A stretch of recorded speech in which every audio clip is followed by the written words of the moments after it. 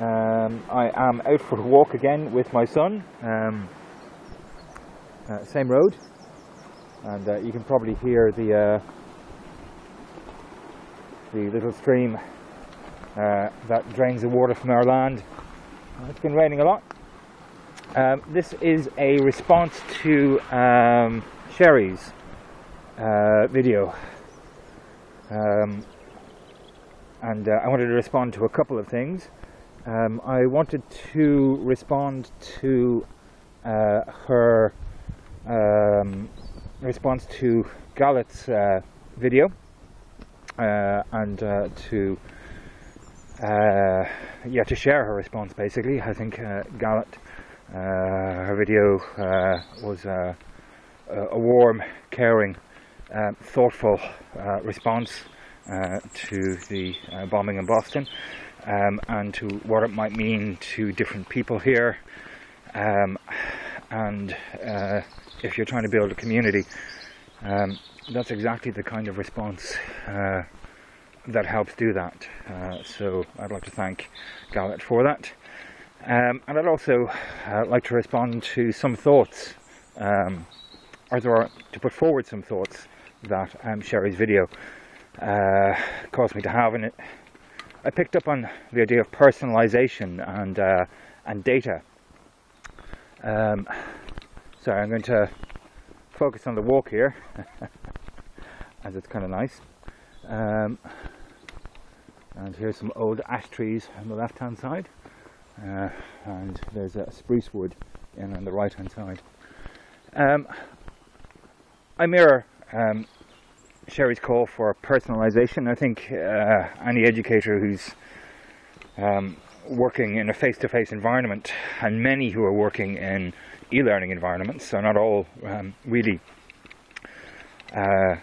bring personalisation into their everyday practice, and I think those of us who come from a face-to-face background, that includes me, really value our ability and capacity to personalise the educational experiences we give our students.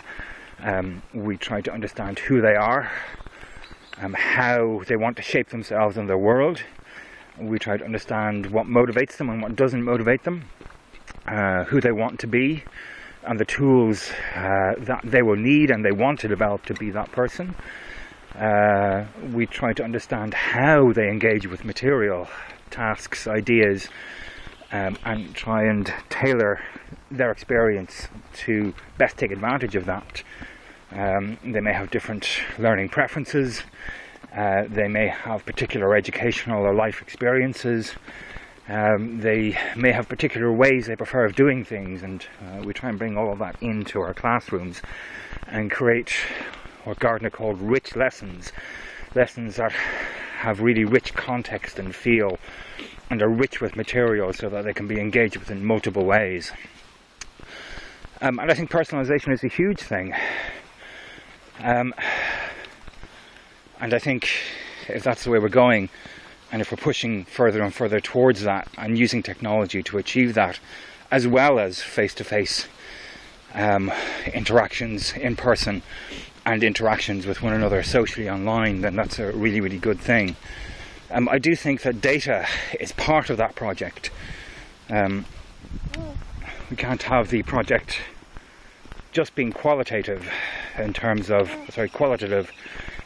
how we feel about things, how people respond. I often think in our everyday practices we're driven by qualitative factors.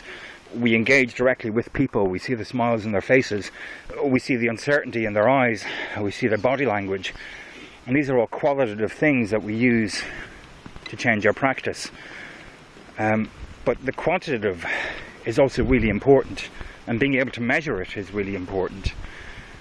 If we have access to the carefully and intelligently gathered data for thousands or tens of thousands or perhaps hundreds of thousands, or in some cases millions of people interacting with similar material in similar ways, we can learn an absolutely huge amount from that. And part of our practice probably should be data driven and evidence driven in that way. If I look at MOOCs, for example, People are analysing the interaction data and the online data to figure out as much as they can why people are studying them, how they're studying them, why they complete or don't complete courses and what that means. And a big part of that is the data, and a big part of it is getting their responses and having a look at that qualitative aspect as well. If you didn't complete, why? Why do you think so? What did you think of the course? Why did you do the course yourself? What was your motivation? What were your feelings while doing the course? And it's putting both of those things together that give us the tools that we need to personalise our instructional experiences so that they best reflect the best practice that we want to have. I think in online learning there's a tendency to stress the data and to stress the quantity and quantitative information over the qualitative. And I think often in face-to-face learning and teaching there's a tendency to stress the qualitative and not take account of the quantitative of the data from thousands or tens of thousands of people. And I think we need to do both.